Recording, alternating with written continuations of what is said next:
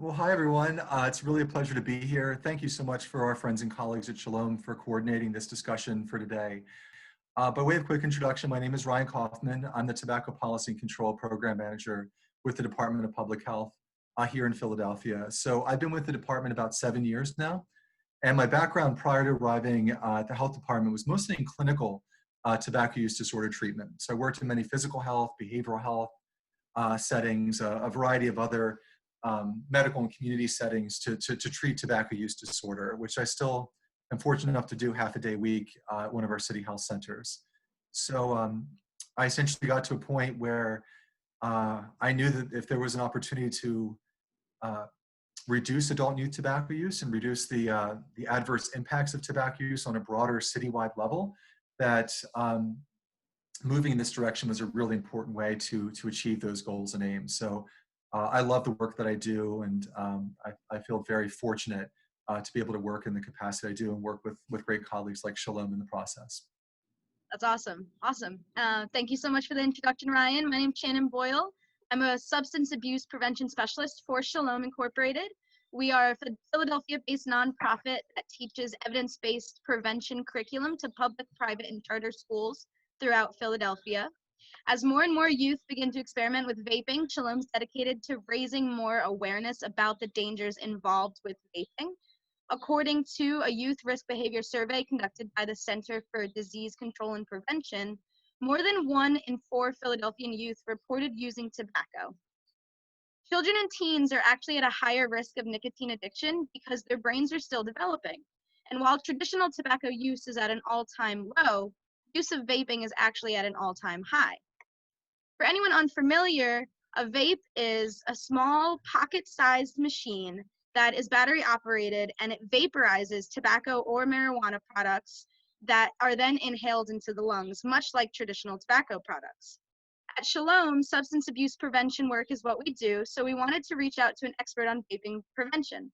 So Ryan, thank you so much for introducing yourself and letting us know a little bit more about your background and your work with the Department of Public Health. The first question we have for you is that we all know about big tobacco. We know about the big companies and the history of learning about the dangers of tobacco products. But is there a big vape out there, and are they related? Yeah, it's a great question, Shannon. It wasn't always that way. Initially, when vaping first became more observable in the United States, many of the vaping companies were sort of separate from the tobacco companies. The tobacco companies made cigars and cigarettes, smokeless tobacco, and the vaping companies made their own type of products. What's really happened over the last couple of years, especially, is at this point, all the major big tobacco companies in the United States all either own other vaping companies that they purchased or are manufacturing their own vapes. So not just the kind of merger of these companies are taking place, but also the adoption of strategies and tactics that were used by the tobacco industry historically for many years that led to high rates of youth smoking and difficulty in adults that were trying to quit are being adopted by the vaping industry. So that includes anything from augmenting the levels of nicotine to adding certain kid friendly flavors that are, alcohol, desserts, fruit or candy flavored. The marketing strategies that are used are very, very similar, as well as trying to infiltrate youth settings like schools and community settings to deliver misleading messaging around the potential harms of vaping and if you can think of it like the nature of these products. So I do firmly believe that there is a big vape, just like there was big tobacco, and that many vaping companies are, in no uncertain terms, have become big tobacco companies, yes. Yes, definitely. Thank you for that answer. And you kind of touched on my next question a little bit, but how do vaping companies market to the youth? Because we know that many people as adults, when they have a nicotine addiction, say that it actually started when they were a child. Yeah, great question as well. So yeah, the marketing is very similar, trying to affect the appearance of someone who's using the product and sort of, if you can think of it almost as trying to link use of their product with certain lifestyles and identities, right? So being, attractive or independent or popular, um, is something that's used by the tobacco industry and is used by vaping companies as well. Also, the types of medium that they use, right? So really, vaping companies have made very good use, unfortunately, of social media, like hiring influencers, for instance, to be seen on their seemingly independent social media accounts using these products that are then seen by a lot of the other young people. So these are some of the strategies that are used. And there's one clear example that I think best illustrates this is Juul, which is one of the most popular vaping devices and has become pretty widely regarded as being responsible for igniting the youth vaping epidemic. If you look at their early ads, which research has really determined to be patently youth-oriented, I believe is how the researcher put it in their manuscript. Their early ads really don't talk about nicotine at all or talk about quitting. They're just very colorful. They've got a very attractive and cool looking young person and they're holding their device and they have the Juul brand name on them. So that's really, really important. So if you're a young person seeing that, you're not really aware of what these products contain. It certainly doesn't look like it's for quitting. It just looks like it's popularizing the use of the product. And that's then, I think, later reflected when you actually survey youth in the midst of the youth vaping epidemic. And when asked, they think these products just contain flavorings and water vapor and don't contain nicotine. But then also, they're using them because of the identity and lifestyle that their use confers, not because they're trying to quit smoking. Because many of these youth vapors have never smoked cigarettes before. So I do think that marketing matters. It's an incredibly powerful tool of the tobacco industry, and increasingly it's been a very powerful tool adopted by the vaping industry. Definitely. And you kind of touched on my next couple questions, which shows just how involved all of these different points are in combating the vaping industry. But my next question is whether or not you believe that youth are actually a target audience for these kinds of companies. Like, is it beneficial for vaping companies to target the youth to show that how much more dangerous this marketing could be? Yeah, so it's a good question. I mean, if you talk, just like when you talk to the tobacco industry back in the day, or even in the present day, when you actually, many of these vaping companies have faced very serious and warranted scrutiny over their role and responsibility for the youth vaping epidemic. And when asked, many will say, our product was always intended for adults. We never wanted youth to use these products. And I think what's incredibly important is some very good reporting that's come out from different news outlets, as well as in the research literature, has shown that there were warning signs that were clearly observable of, no matter whether that was intentional or not, putting that to the side for a second, that there was a massive uptick in youth initiation and use of these vaping products, and that these vaping companies were aware of it. And they chose not to respond to those trends and patterns. And when they did finally respond, it was almost like trying to put the horse back in the barn, that, or the toothpaste back in the tube, however, would you prefer a horse or toothpaste analogy?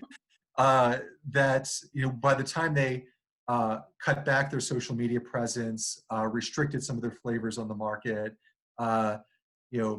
strengthened their age verification on their websites, the epidemic was in full bore, right? Was already here. So they then tried to rebrand. I think some of these companies are saying, we're here to help you make the switch. We're only here for adults that are trying to quit. But that is being woefully ignorant of the rates of youth from middle school and high school students. So I do think that they have more of a part to play than they're acknowledging. It wasn't just accidental that youth adopted these products. I think their marketing, their community outreach and engagement efforts, again, which mirror the tobacco industries, laid the groundwork for the youth vaping epidemic, as well as the very way that these products were manufactured So when we talk about this a little bit later, but vaping products on the market today have extremely high levels of nicotine than the earlier generations of products. So when you combine, you bring to bear all those different forces, the marketing, the advertising, the community outreach, the flavorings, and then you add to that very, very high levels of nicotine, which, Shannon, as you said so well, youth are very susceptible to due to adolescent brain development. That created the perfect storm, which vaping companies, I really do believe, saw forming on the horizon that they chose not to respond to. When they did, it was too little too late. Yeah, yeah, definitely. Um, so then that follows up with my next question with, while we're seeing strategies in place that would show this not to be true, Juul, one of the biggest vaping companies, has explicitly said that their product is not meant for youth, but it's meant for adult tobacco users to quit their use of tobacco. Right. To your knowledge, does vaping actually help adults quit tobacco addiction? Yeah, it's a great question as well. I mean, I want to highlight first that message was in response to Juul being taken to task for targeting youth and the part they had to play in the youth vaping epidemic. So they launched that marketing campaign only after they were facing very serious criticism about the rapid increase in youth vaping. So I want to mention a few quick points. One is that no vaping device is approved by the FDA as a tobacco treatment medication or a smoking cessation aid. It has not been for want of trying. You know, the FDA has been attempting for years to regulate these devices in a number of ways, but a lot of the resistance to the regulatory process has come from the vaping industry. So despite what you may hear implied or kind of overtly stated in marketing and advertising that vaping helps you quit, these devices are not approved by the FDA in the same way that the nicotine patch or the gum or Chantix or other medications are. There do exist some studies which people say points to this does help people to quit smoking.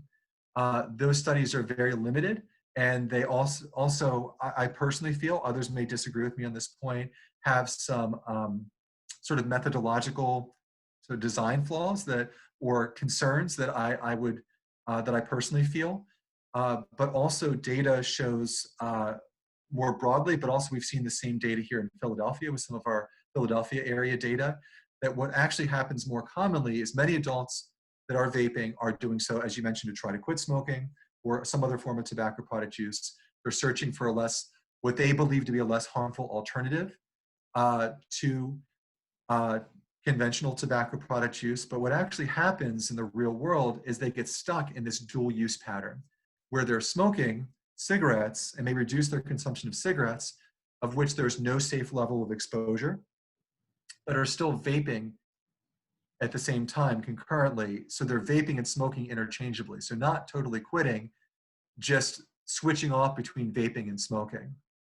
And so anytime you reduce consumption, yeah, that's a good thing for smokers to strive for. But the best way to protect and promote your health is total abstinence from tobacco products, given that they have no safe level of exposure.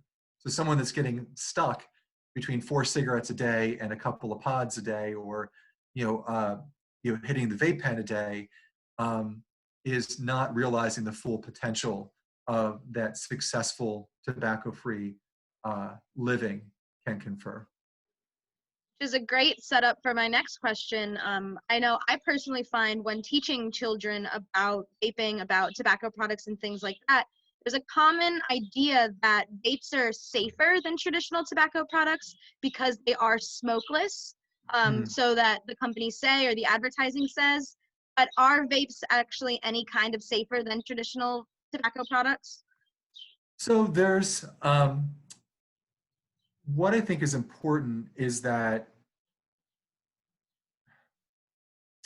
the way that I would answer that question is that these devices are still relatively new. You know, vaping devices really hit the US in around 2007, give or take, which sounds like a long time ago, but isn't a terribly long time ago when you figure cigarettes have been with us for decades and decades. So what these devices contain is really a mixture of nicotine, flavorings, and other chemicals that is then vaporized by a heating element in the devices and then inhaled into the user and then exhaled in the form of an aerosol into the surrounding environment. So some will maintain that these devices are safer than combustible tobacco and that they're on opposite extremes when you consider, you know, um, cigarettes and vaping products.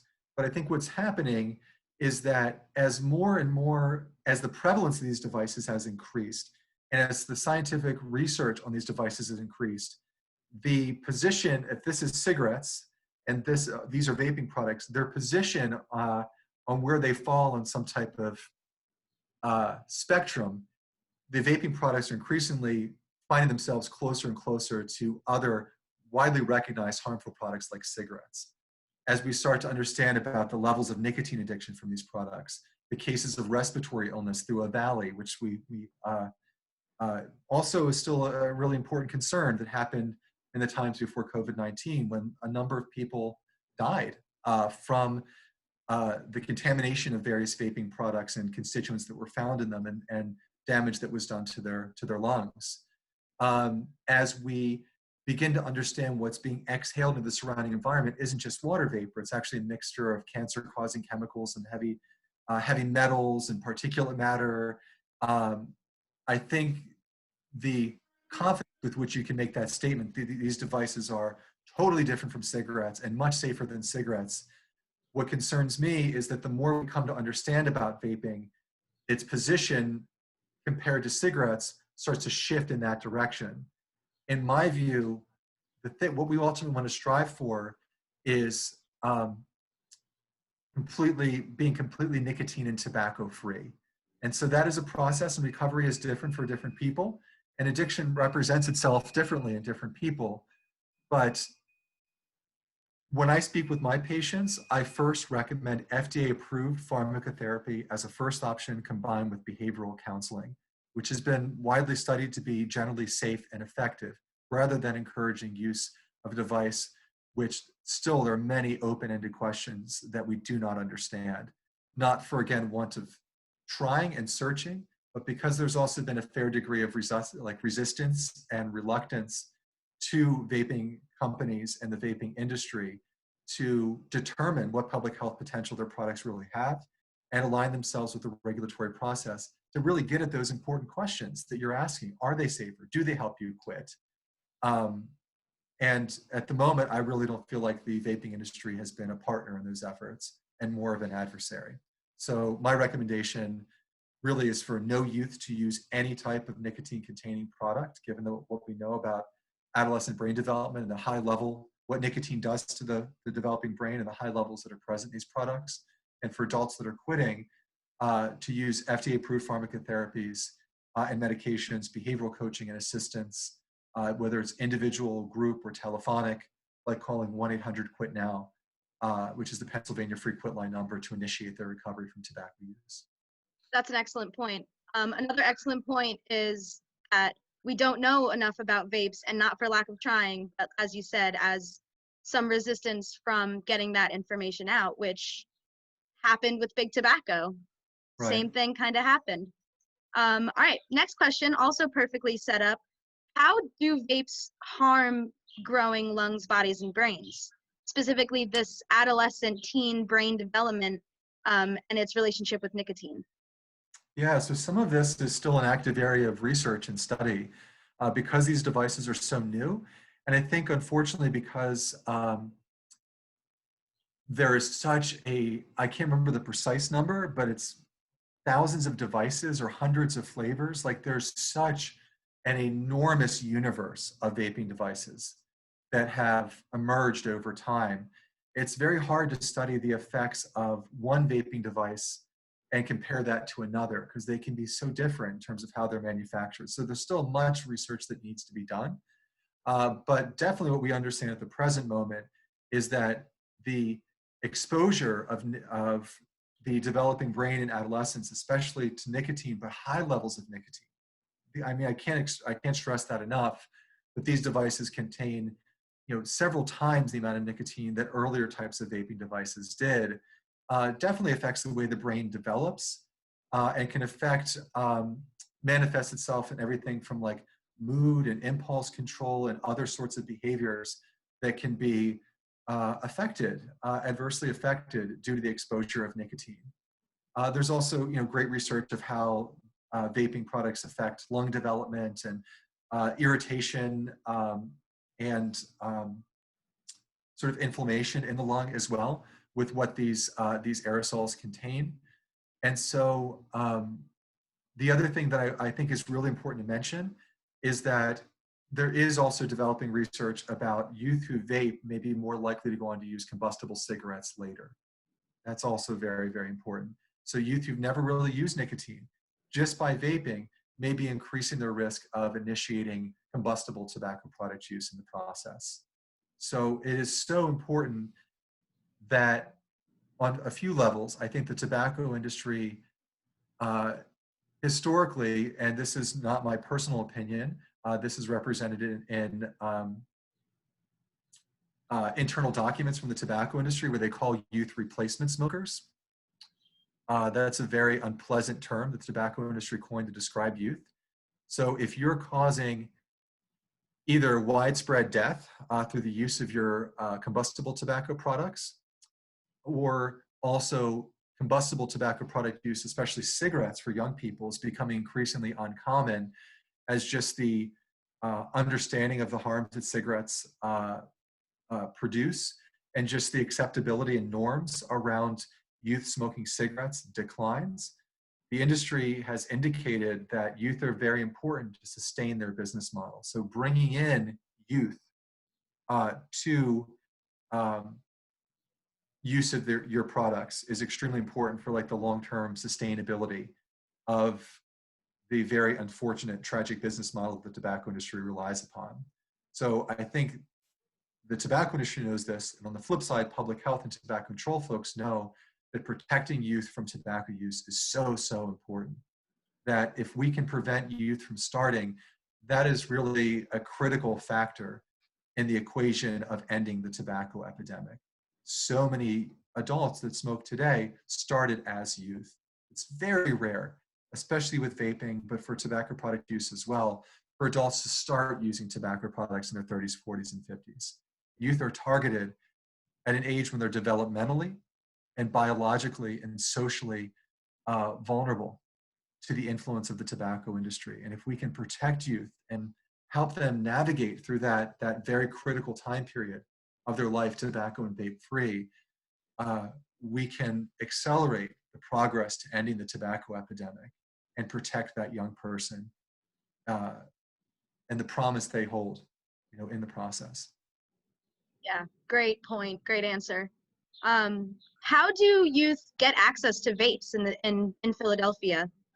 Yeah, thank you for that question. That's a great one as well. So there's a few sources, what we've observed in Philadelphia, but also in larger surveys that have been done from other partners around the country.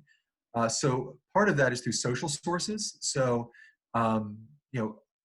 someone knowing a brother, an upperclassman, a family member or a friend who purchases that product for them or shares that product with that young person. And that's certainly an important source.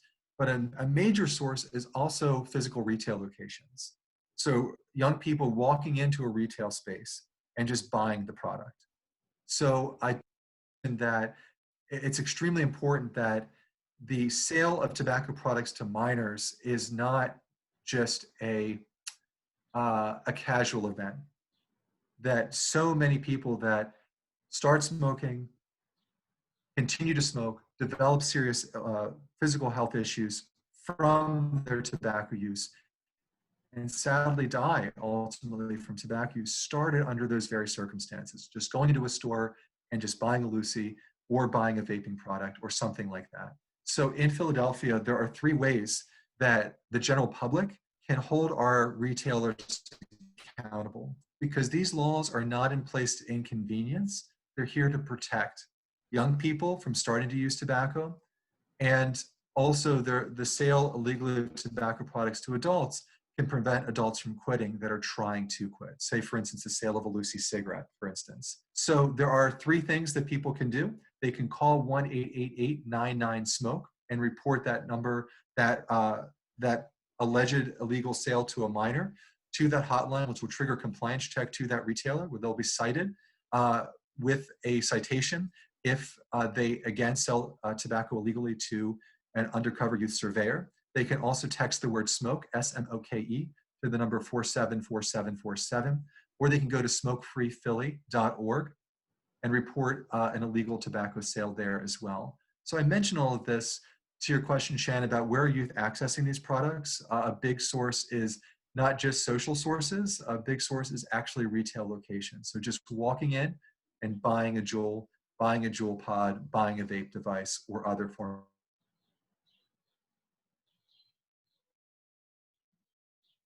It's a shame. You mentioned Smoke Free Philly, and that's my next question. If you could tell us a little bit more about the work you do with Smoke Free Philly. Yeah, so Smoke Free Philly is really a program within the Tobacco Policy and Control Program here in the Department of Public Health. And so it started a great number of years ago in the mid-2000s with the goal of reducing adult and youth tobacco use. And the work that we do really tries to fully harness comprehensive tobacco control, which is widely regarded in the literature as being one of the most effective ways to reduce adult and youth smoking. And then we try to really leverage physical, how to say this in the proper way. So we try to really leverage ways that we can make healthy choices, in this instance being tobacco-free, that being the healthy choice that we're seeking, an easier choice for people to make, because most people want to be tobacco-free. No one intends to start to smoke and be smoking 30 or 40 years later, but they may reside in physical, social, or economic environments that make being tobacco-free very, very difficult, especially if they are reside in a low-income community, or are from a racial and ethnic minority neighborhood, or have a behavioral health condition, or are LGBT identified. These are populations that use tobacco much higher rates, largely because of physical, social, and economic environments that have been created by the tobacco industry to put those populations at a disproportionate risk of using and continuing to use tobacco products. So our work really focuses on how can we employ policy systems and environmental level changes that make that healthy choice more attainable for individuals in being tobacco free. That's awesome. Does Smoke Free Philly have a presence in Philadelphia schools, or do they play a role in school environments? Yeah, we've done a few things in schools, as I know Shalom has done as well. Our work has been sort of multifaceted. So we do a lot of work when invited and when our expertise is of use, both with not just middle and high school level educational settings, but also with colleges and universities. And that's been in a couple different forms. So we've worked with policy sort of development or enhancement efforts. We've worked with outreach education efforts in schools, whether that's to parents or administrators, teachers, or students. Also done a fair bit of work with helping to share evidence-based curricula with schools for tobacco prevention purposes. And then we've also done some work with promoting tobacco treatment supports for both staff and for students and for youth as well, which do exist. Because I think especially with vaping, many young people are vaping because they don't know what these products contain. And they also, sadly, have become addicted to nicotine, partially because they did not know these products contained these high levels of nicotine. And that's where those different areas of collaboration are extremely important. That's awesome. Speaking a little bit more on policy, what kind of city policies in Philadelphia have been created to combat this youth epidemic of vaping? Yeah, so the city's leadership has been really visionary and helping and really appreciating that we are in the middle of a vaping epidemic and that there are important steps that can be taken to best promote and protect the public's health, especially those of our young citizens.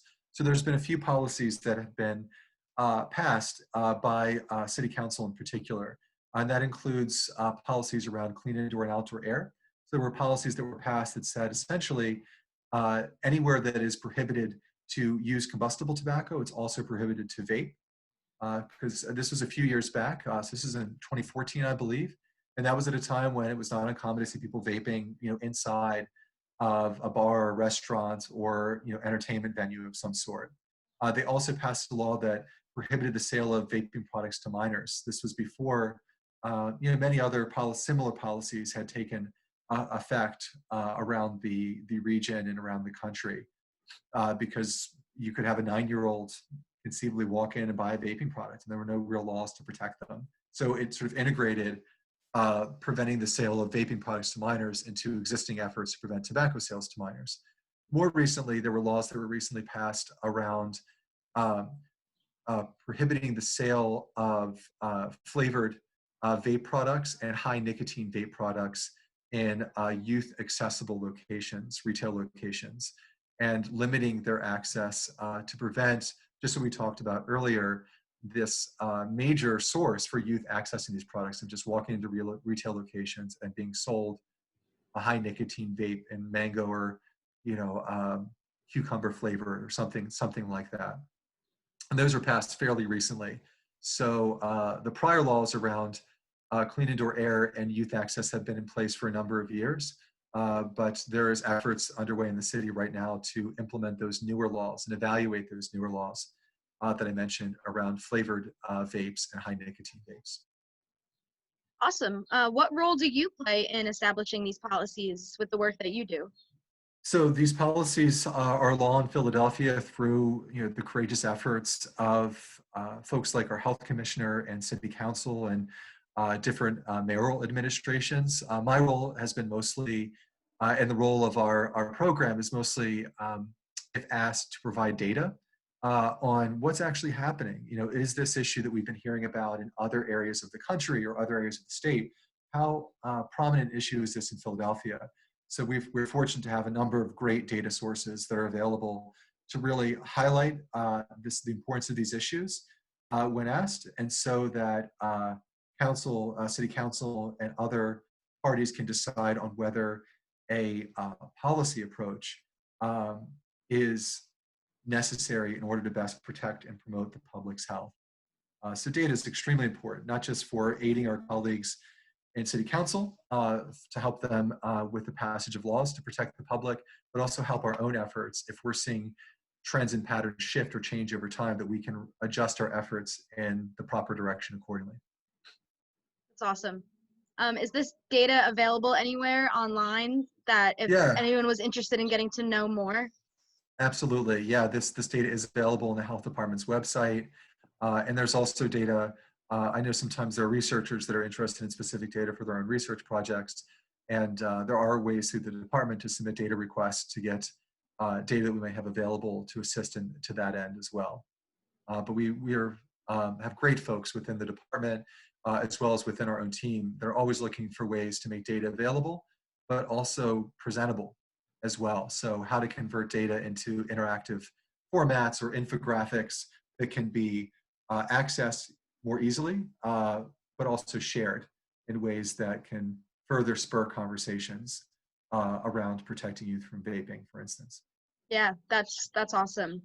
My last two questions. How can anyone listening in the audience get involved in combating this youth vaping epidemic in a small way in their life? Yeah, great question. So there's a few ways that come to mind. We have a Smoke-Free Philly Coalition, which is available for anyone to attend. You don't have to be a provider or a researcher in order to attend, so people can get in contact with me and are more than welcome to attend those. We are doing those virtually, as many folks are at the present moment. I think it's incredibly important for folks that are listening that are parents. Talk to their young people in their lives, talk to their children, talk to any young people that they're in contact, because